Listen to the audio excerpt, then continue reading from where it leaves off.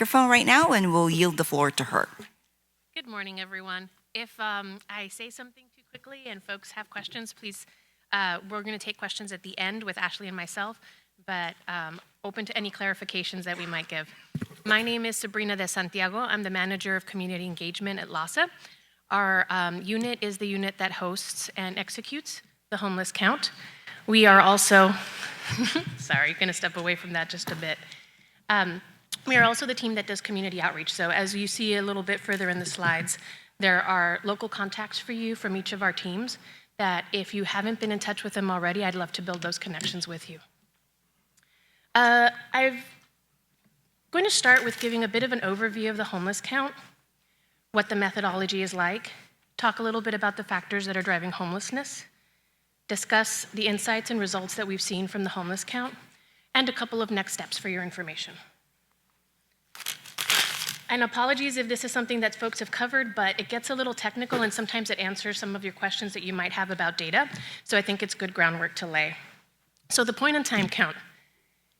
It sounds like a simple name, point in time count, but it actually has 4 different components. The street count, which is what you see advertised countywide. We have teams that go out and count every street and park and area in our county. They're volunteers. It's over 8,500 volunteers over the course of 3 nights. We're the largest pick count in the nation. We also have a shelter count, which is we partner with providers to collect information about who has been in their shelters for the 3 nights that we do the pick count, so that we can make sure we're not double counting anybody. So somebody who might have been in Spa 4 one night on the street moves into some sort of shelter in Spa 5 on another night. We want to make sure that we're not double counting anybody. We also have a youth count. The youth demographic is very, very different in the way it presents homelessness than the adult population. And so we have decided to do a separate count for them.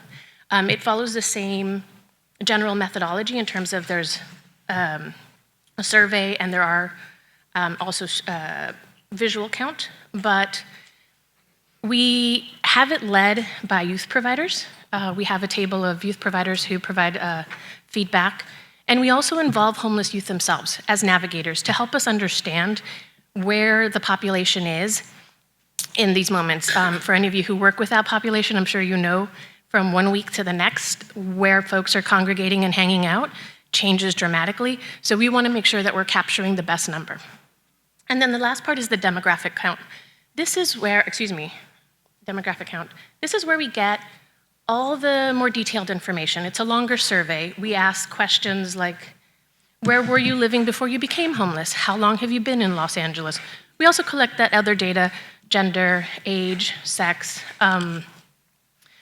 It's about, I don't want to get the number wrong, but it's a significant amount of questions that we go out to do. And these are done with our statistical partner, USC. I'll get a little bit more into those details in just a sec. So an important thing to know is that the homeless count isn't just the visual count from those nights. The total numbers that we arrive at are a mix of the visual count and our sampling. The sampling is especially important for things like cars, vans, tents, RVs, where as part of a demographic survey, we ask people, oh, you spent that night in a tent. How many people were there with you? Or how many people were in your RV? And we're able to use that data to create a multiplier for each spa. And we're very happy that this year we were able to bring that down to the spa level to create more accuracy. In years past, we have done it county-wide. We also collect data on several populations. This is not a finite list, but wanted to give you a sense of some of the areas, especially that HUD asks us to collect information and report about. And these are also the areas that folks generally tend to have interest in terms of subsets. One thing for this group that I wanted to highlight is how we collect sensitive data. We are obviously bound by requirements to respect privacy. It's one of the reasons why during the street count you don't see us knocking on tents or flashing flashlights in people's faces. We want to be very respectful of our homeless neighbors and their space. So for sensitive data, we do have response cards. Since 2017 for the HIV question, there's a sample. It's a little bit blurry, but you should also have it in front of you in very small print. I'm happy to share that with folks later. But it says, have you ever had, or had a healthcare provider ever tell you that you have one of the following health conditions? And HIV/AIDS is listed under that. We realize it is not a perfect system. It is self-reported, but all of the information from our demographic survey is self-reported. You all can, I'm sure, understand when we are meeting with our homeless neighbors in the streets, we try and establish rapport. We have people who have been trained in how to conduct surveys, but it's a sensitive issue, and we have to respect people's privacy about how much they want to share and volunteer with us. And I wanted to highlight a little bit about our role with USC. So this is the third year of their collaboration with us. We work specifically with the School of Social Work, and they are, the best way I can describe them is our backroom data team. We have our own data team in-house who are amazing and helped compile all the information, but USC are the folks who help us develop the methodology, the process, and the statistical analysis. So they will take the raw data that we collect and run some of those big numbers on it. See how much accuracy that we're getting for each of the numbers, and help us troubleshoot, because they have so much expertise, especially in the School of Social Work, about how to ask questions like this, to see that the way we're doing things in the field is following best practices. Our process also includes lots of partners. If you haven't already been brought into our sort of community for homeless count, I would love to connect with each of you and make sure that you are. There are lots of tables which are part of our process. We always reach out to independent cities, obviously our different elected officials, but we also have the SPA coalitions. If folks are unfamiliar with that, each SPA has a homeless coalition. LAHSA is a participant in those coalitions, but they are led by providers and community members who take an interest in this issue. That is really the place where new information gets shared, direction is provided, and feedback is provided to LAHSA about how to provide homeless services that reflect the needs of that geography. And before I get into the numbers, I want to frame a little bit about some of the things that we've seen this past year in terms of homelessness. We did see an increase. I'm sure you all saw some of that data that got released earlier this year. But what we have seen is that Los Angeles is doing better than other areas. If you took a simple average statewide, the increase was 35%. And what I think what made all the difference in the world for Los Angeles is the Measure H dollars. We've been able to grow our system, even though the need is growing faster than we can grow the system. It's made a big difference in a lot of people's lives. And sometimes it's really easy to talk about these numbers and say, oh, we served 1,000 people more in this area. 1,000 people more is a huge win, because those folks, it's not only changing their life and their direction, but it has a ripple effect for everybody in their families and in their communities as well. This is one of my favorite stats, just to give you a sense of the issues that are pushing people into homelessness. It's that middle one that says, the LA renter earning the minimum wage would have to work 79 hours to afford a one-bedroom apartment. So someone would have to have 2 full-time jobs to be able to afford a one-bedroom apartment. And I think when we think of things in this context, we can understand why there's so much need. It's a challenging process, and it's one that we engage with our city partners on and our county partners, and we hope to engage all of you, because it's going to take all of us to be able to move some of these numbers into a better place. On a slightly better note, or happier note, the system has grown immensely over the last 3 years. Prevention, last year we prevented 5,643 individuals from falling into homelessness. This is, again, these are not just numbers. These are families, these are people, these are faces. one of the numbers that I'm particularly impressed about, there's two of them. The 34,110 met through outreach. This is not just a bottle of water. This is not a one-off meal. These are people who we have brought into the CES fold and have developed a relationship with them and are getting them services. These are people that some people have been chronically homeless and they've decided that, for whatever reason, what's going on in their lives, that they're ready to accept help and services. And some are people that we caught at the beginning. The other one is the housing placements. We housed 21,631 individuals last year. That is a tripling since 2015. And that's a significant number.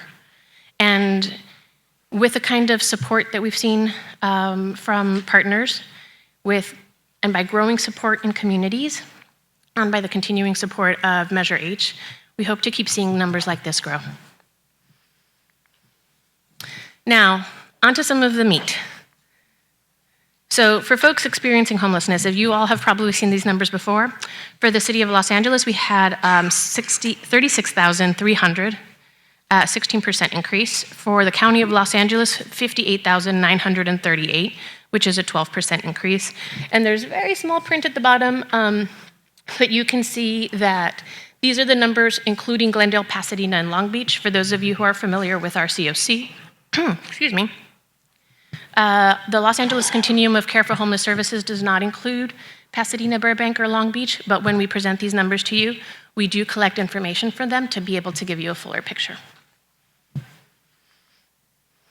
And something you all have seen with your own eyes and experienced if you're one of our partners in the field is that in Los Angeles, homelessness is very visible because 75% of it is street-based. And that's different from other areas in the country. And it's one of the things that I think makes this such an identifiable issue for people to weigh in on with you, with other community leaders, because they're seeing it on their streets and in their neighborhoods every day. We've also seen an increase in folks living in their cars, living in RVs, and living in other makeshift shelters or tents. It's about a 3-year trend at this point. And now the number that you all were probably most interested in is people experiencing homelessness with HIV and AIDS. We have in the county, which includes, these numbers include Long Beach, Pasadena, and Glendale, 991 unsheltered, so folks who are on the street, and 318 who are sheltered. And that breaks down roughly around the same lines for the county sheltered versus unsheltered numbers. And here I've provided a breakdown of people experiencing homelessness with HIV by SPA. We have both sheltered and unsheltered numbers broken down for you all. I know that there will probably be some questions about how the numbers have changed over the past couple of years. Happy to get into those depending on sort of if there are specific geographies that folks are interested in. What I can say is that our methodology in this area has not changed significantly over the past 3 years, and that we are looking into what are the specifics or if there's any information about why there's been some of this change from 2017, 2018, 2018, 2019. At our first review, we have not found anything that would be statistically significant. So we're going back and doing a deeper dive. And then for context, we have a couple of the results by service planning area, by supervisorial district, by city council district.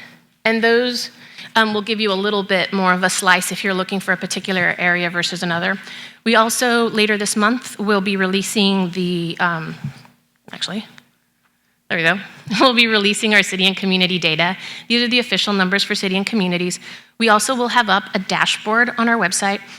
And that's interesting in that it lets you sort of pick around census tracts if you're interested in looking at a community that maybe doesn't follow specific political geographic boundaries.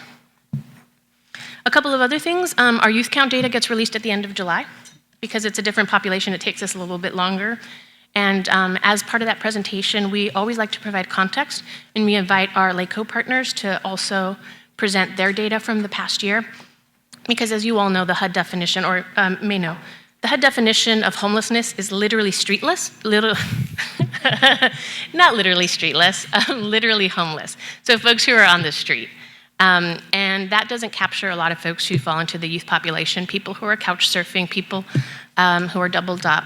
And the LACO data does, and so we like to make sure that that's included as well to give people a fuller understanding. We are continuing to review the data and share key findings with the public. On our website, there's a lot of fact sheets, and they get updated regularly. I would recommend that everybody, and I'm happy to send the link over to Cheryl so that folks can play around with some of those numbers, and especially once our dashboard goes live and the city and community data goes live, I'd love to be able to share that with you all. The other thing is that as soon as we're done with this, we are going to roll right into Homeless Count 2020. Our initial conversations with communities and cities will happen in September. We have already, of course, started thinking about 2021 as well, because that's about how long it takes us to implement any larger changes or revisions to our methodology. And I would be remiss if we didn't say thank you to everybody for their support, not just for the folks who come out on Homeless Count Now, which I will say have a special place in my heart. If you haven't done it, I have to pitch it to you. It's a great thing to do with your community. It's a great way to show up for your homeless neighbors, but also to everybody else who is a supportive voice when those conversations happen about, do we want a shelter in our neighborhood? Do we want supportive services in our neighborhood? And I know that you all face those same challenges from a different angle, but we appreciate when you also support all the different homeless services that are needed to make a dent in this. And as I promised, these are the contacts for your different spas. And then that's my information up there, as well as my boss, Clementina Verhan. We are here to serve, so if you ever have anything that a question that pops up, a connection that you want made, please don't hesitate to call us. Those are our actual work numbers, direct lines. Thank you all. I'll hand it over to Ashley.